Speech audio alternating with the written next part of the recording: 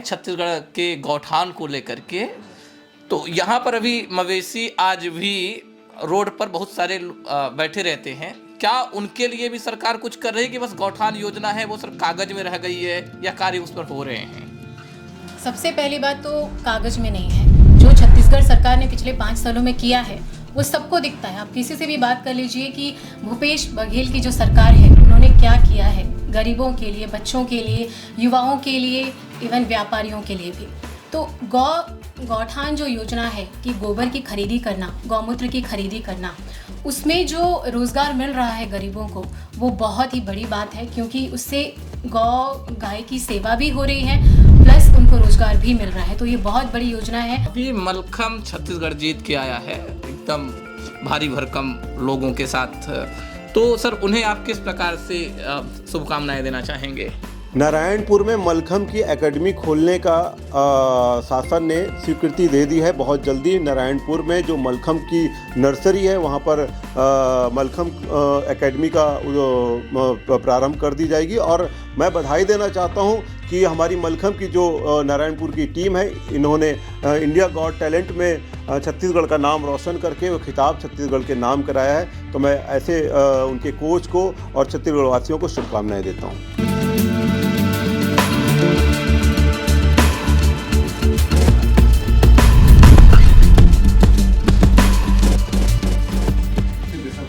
Hello गुरु, नमस्कार। आप देखना शुरू कर चुके हैं भेंट मुलाकात। आज हमारे साथ में हैं छत्तीसगढ़ कांग्रेस खेल प्रकोष्ठ के अध्यक्ष प्रवीण जैन, प्रवक्ता खुशबू जैन जी। आज इनसे हम बात करेंगे चुनावी मुद्दे पर, चूँकि चुनाव पास आ चुका है। तो सर बताएं, क्या है चुनाव का माहौल? पूरे प्रदेश में कांग्रेस के लिए एक अच्छा वातावरण है। 20 सीटों में मतदान हो चुका है बस्तर और राजनांदगांव जिले में। और ये पूरा जो चुनावी समीकरण दिख रहा है ये कांग्रेस के पक्ष में जा रहा है। भूपेश बघेल जी की जो जन कल्याणकारी योजनाएं हैं इसमें पूरे प्रदेश के लोगों ने विश्वास जताया है और कांग्रेस के पक्ष में मतदान कर रहे हैं। सर सरकार पर आरोप प्रत्यारोप लग रहे हैं, इस पर क्या वोटिंग पर प्रभाव पड़ेगा या नहीं पड़ेगा?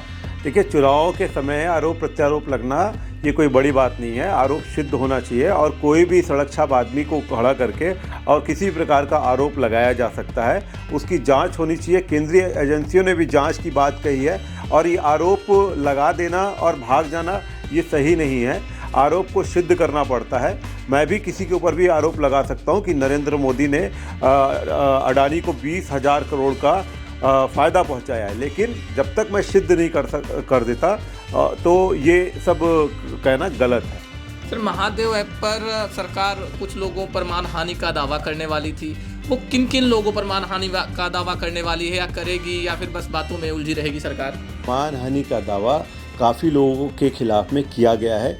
ऐसे लोग जो बिना सोचे बिना समझे आरोप लगा रहे हैं और मीडिया में आकर माननीय मुख्यमंत्री जी की मानहानि कर रहे हैं, ऐसे सभी के खिलाफ में मानहानि का नोटिस भेजा गया है। और महादेव ऐप में बैन लगाने की जो जवाबदारी है वो केंद्रीय सरकार की है। केंद्र सरकार की स्वीकृति से महादेव ऐप में बैन लगाया जाना चाहिए था, लेकिन मोदी सरकार तो इसमें 28% GST लेने के चक्कर में थी और ले रही थी। मेरा ये कहना है कि महादेव ऐप से जुड़े हुए जो लोग हैं उनके व्यक्तिगत रूप से भाजपा के लोगों के साथ में, केंद्रीय नेतृत्व के साथ में, रमन सिंह के साथ में इनकी साठगांठ रही है और चुनाव के समय में चुनाव को प्रभावित करने के उद्देश्य से ये भूपेश सरकार के खिलाफ में इसको जोड़ने का काम कर रही है। केंद्र से जब से चुनाव आया है तो केंद्र से बहुत सारे बड़े बड़े नेता छत्तीसगढ़ का दौरा कर रहे हैं। आप भी देख रहे हैं कि वो जगह जगह जाकर के रैलियां कर रहे हैं। इस पर चुनाव पर कितना प्रभाव पड़ेगा? देखिए, भूपेश बघेल जी का जो चेहरा है वो सब पर भारी है। यहाँ पर भूपेश बघेल और नरेंद्र मोदी, दो चेहरों पर यहाँ पर चुनाव हो रहा है और नरेंद्र मोदी जी अपनी पूरी केंद्रीय टीम को यहाँ पर लगा के रखे हुए हैं। वो सभी चेहरे भूपेश बघेल के सामने फीके पड़ रहे हैं। एक और प्रश्न है सर हमारा कि अभी CGPSC घोटाला का नाम आपने सुना होगा, बहुत उछाल किया। क्या वाकई में ये घोटाला हुआ था कि बस ये हवा हवाई था? माननीय मुख्यमंत्री जी ने कहा है कि यह जांच इसमें हम करा रहे हैं। यदि किसी भी प्रकार की कोई भी गड़बड़ी पाई जाती है तो दोषियों के खिलाफ में कड़ी से कड़ी कार्रवाई की जाएगी और जो भी शिकायतें मिली है उस पर जांच चल रही है। चुनाव के पहले सब कुछ शांत रहता है, जैसे ही चुनाव आता है तो सरकारें बड़े बड़े प्रलोभन देना शुरू कर देती हैं, जैसे धान का मूल्य बढ़ा देना, बहुत सारी योजनाएं लागू करवाने के लिए वादे करना।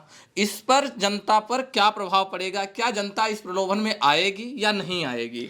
देखिए, पिछली बार भारतीय जनता पार्टी ने 2018 में 2100 रुपये समर्थन मूल्य करने की बात कही थी और 2100 रुपये उन्होंने समर्थन मूल्य नहीं दिया, साथ ही बोनस देने की भी बात की थी। और भूपेश सरकार ने यह वादा किया था कि किसानों का जो धान है वो 2500 रुपये में हम खरीदेंगे, लेकिन इन्होंने किसानों का जो धान था वो 25 रुपये में खरीदा और अभी जो वर्तमान में स्थिति है वो 2640 रुपये में किसानों का धान खरीद रही है। और भूपेश बघेल जी ने एक वादा किया है कि हम 3200 रुपये प्रति क्विंटल के दर से खरीदेंगे और किसानों को पूरा विश्वास है कि जो भूपेश बघेल कहते हैं वो करते हैं। सर, आप छत्तीसगढ़ कांग्रेस खेल प्रकोष्ठ के अध्यक्ष हैं, तो आप खेल को लेकर के और कितनी ऊंचाई पर लेके जाना चाहते हैं और क्या नया खेल यहाँ होने वाला है? देखिए, छत्तीसगढ़ में खेल को लेकर बहुत सारी संभावनाएं हैं। बीते 5 वर्षों में खेल के क्षेत्र में उत्कृष्ट कार्य छत्तीसगढ़ सरकार ने किया है और हमारे संगठन की बात करें तो हमारे संगठन ने भी हमारे खिलाड़ियों को बहुत प्रोत्साहन देने का काम किया है। छत्तीसगढ़ या ओलंपिक अपने आप में एक अभूतपूर्व प्रयास रहा है, जिसमें लगभग 12 लाख से ज़्यादा महिलाएँ और 13 लाख से ज़्यादा पुरुष वर्ग, लगभग 25 लाख लोग इस प्रतियोगिता में भाग लिए हैं और एक पूरे प्रदेश में एक खेल का माहौल बनाया गया है। खेल विकास प्राधिकरण का गठन किया गया है। खेल के क्षेत्र में शासन की लगभग 24 से ज़्यादा खेल एकेडमियाँ खोली गई हैं, पूरे इंफ्रास्ट्रक्चर तैयार किए गए हैं और खेल का वातावरण पूरे प्रदेश भर में बहुत अच्छा बन रहा है। भावी हमारी योजना है कि छत्तीसगढ़ में नेशनल गेम्स होने वाले हैं। यहाँ पर छत्तीसगढ़ ओलंपिक का आयोजन भी हम करेंगे, जिसमें ओलंपिक्स से जुड़े हुए सारे खेलों को हम शामिल करेंगे और हमारे जो खिलाड़ी हैं उनके लिए हम आवासीय परिसर हो, चाहे इंफ्रास्ट्रक्चर हो, चाहे बड़े मैदान हो, चाहे अंतर्राष्ट्रीय या राष्ट्रीय स्तर की प्रतियोगिताएँ हों, चाहे क्षेत्रीय स्तर की प्रतियोगिताएं, हम नित्य नए आयोजन करते रहेंगे। अभी मलखम छत्तीसगढ़ जीत के आया है एकदम भारी भरकम लोगों के साथ, तो सर उन्हें आप किस प्रकार से शुभकामनाएं देना चाहेंगे?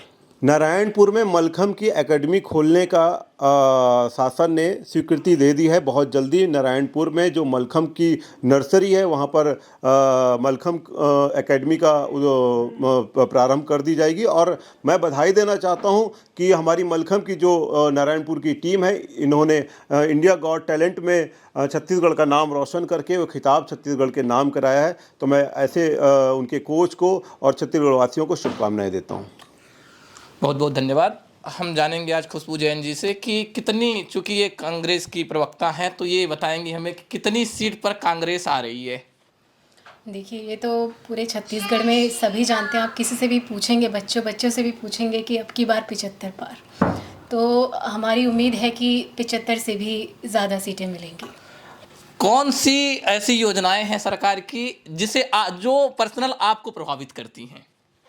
देखिए, जो मुझे सबसे ज़्यादा प्रभावित की भूपेश सरकार की जो योजनाएं हैं, उसमें से ये है कि जितनी भी आत्मानंद स्कूलें हैं, पहली बात तो पिछले 5 सालों में 700 प्लस आत्मानंद स्कूल खोली जा चुकी है, लेकिन अभी जो सरकार ने योजना घोषणा की है कि सारे सरकारी स्कूलों को आत्मानंद स्कूलों में कन्वर्ट किया जाएगा। तो इससे जो हमारी छत्तीसगढ़ की जनता है, जो किसान के बच्चे हैं, जो गरीब बच्चे हैं, जब वो इंग्लिश में बात करेंगे तो आप सोचिए कि छत्तीसगढ़ की छवि पूरे देश में किस तरीके से सबके सामने आएगी कि जब छोटे छोटे गरीब बच्चे, छोटे बच्चे जब इंग्लिश में बात करेंगे तो हमारा जो एजुकेशन का जो सेक्टर है, एजुकेशन का जो फील्ड है, वो बहुत ऊंचाई तक जाएगी। यहाँ सूखा नशा बहुत ज़्यादा चलता है। सरकार नशे को बैन करने के लिए क्या कोई हथकंडा अपनाएगी या बस यूं ही चलता रहेगा? देखिए, नशे के ऊपर तो हमारी केंद्र सरकार भी बहुत सारी घोषणाएं कर चुकी हैं, लेकिन छत्तीसगढ़ सरकार जो अपने तरीके से कर रही है वो हम सबके लिए हमारे हित में है। तो आगे भी हम उम्मीद कर रहे हैं कि सरकार जो भी करेगी छत्तीसगढ़ की भलाई के लिए ही करेगी। एक और मेरा प्रश्न है छत्तीसगढ़ के गौठान को लेकर के। तो यहाँ पर अभी मवेशी आज भी रोड पर बहुत सारे बैठे रहते हैं, क्या उनके लिए भी सरकार कुछ कर रही है कि बस गौठान योजना है वो सिर्फ कागज में रह गई है, या कार्य उस पर हो रहे हैं? सबसे पहली बात तो कागज में नहीं है। जो छत्तीसगढ़ सरकार ने पिछले 5 सालों में किया है वो सबको दिखता है। आप किसी से भी बात कर लीजिए कि भूपेश बघेल की जो सरकार है उन्होंने क्या किया है गरीबों के लिए, बच्चों के लिए, युवाओं के लिए, इवन व्यापारियों के लिए भी। तो गौठान जो योजना है कि गोबर की खरीदी करना, गौमूत्र की खरीदी करना, उसमें जो रोज़गार मिल रहा है गरीबों को वो बहुत ही बड़ी बात है, क्योंकि उससे गाय की सेवा भी हो रही है प्लस उनको रोज़गार भी मिल रहा है। तो ये बहुत बड़ी योजना है जो गौ सेवा के लिए, जिन्हें हम गौ माता कहते हैं, ये बहुत बड़ी बात है छत्तीसगढ़ के लिए। जहाँ जहाँ राम रुके, चूंकि अब राम पर राजनीति हो रही है, हालांकि नहीं होना चाहिए। अब जहाँ जहाँ राम भगवान रुके हुए थे, सरकार ने कहा है कि उन जगहों का डेवलप किया जाएगा, उन्हें पर्यटन स्थल बनाया जाएगा। तो आपकी नज़र में अभी कौन कौन से ऐसी जगह बची हुई हैं जहाँ पर अभी विकास होने के बाकी हैं, जहाँ जहाँ राम देखिए, राम वन गमन जो छत्तीसगढ़ सरकार ने जो एक इनिशिएटिव लिया है ये बहुत ही सराहनीय है, क्योंकि जो केंद्र सरकार है उन्होंने हमेशा भगवान श्री राम को लेके उन्होंने राजनीति की है, लेकिन जबकि भगवान श्री राम जितने भाजपा के हैं उतने कांग्रेस के भी हैं, और हम भी उतना ही पूजते हैं भगवान श्री राम को जितना बीजेपी दिखाती है। तो भगवान श्री राम सबके हैं, और छत्तीसगढ़ सरकार ने राम वन गमन बना के बस्तर से लेके, सरगुजा से लेके मनेंद्रगढ़ तक जो राम वन गमन बनी हुई है, जहाँ जहाँ पर भगवान श्री राम ने जिन पथों पर गमन किया है वहाँ पर भगवान श्री राम की विशाल मूर्तियाँ बनाई है, मंदिर बनाई है। तो ये टूरिज़्म के लिए भी एक बहुत बड़ा माइलस्टोन साबित हो रही है, और साथ साथ हिंदुओं के लिए जो भगवान श्री राम के भक्त हैं उन सब के लिए भी एक बहुत बड़ी जीत है छत्तीसगढ़ सरकार के लिए। राम मंदिर बन के तैयार है, देशवासियों को आप किस प्रकार शुभकामनाएं देना चाहेंगी? जी, तो बहुत अच्छी बात है। हम सभी को कहेंगे कि जय सिया राम, और सभी दर्शन करेंगे, और भगवान श्री राम सबके हैं, हमारे भी हैं, और छत्तीसगढ़ के तो भांचा है वो, तो छत्तीसगढ़ का बहुत गहरा नाता है भगवान श्री राम से। तो राम मंदिर एक बहुत बड़ी उपलब्धि है, और हमारे छत्तीसगढ़ के लिए भी है, क्योंकि वो छत्तीसगढ़ की भांजा है। आप कब जा रहे हैं राम भगवान का दर्शन करने? जब भी हमें मौका मिलेगा, जब भी बुलावा आएगा भाई, हम तो हमेशा तैयार हैं जाने के लिए। बहुत बहुत धन्यवाद। आप बने रहें भेंट मुलाकात चैनल के साथ, लाइक करें, सब्सक्राइब करें और शेयर करें। जय जोहार, जय छत्तीसगढ़। बहुत बहुत धन्यवाद, बहुत बहुत आभार।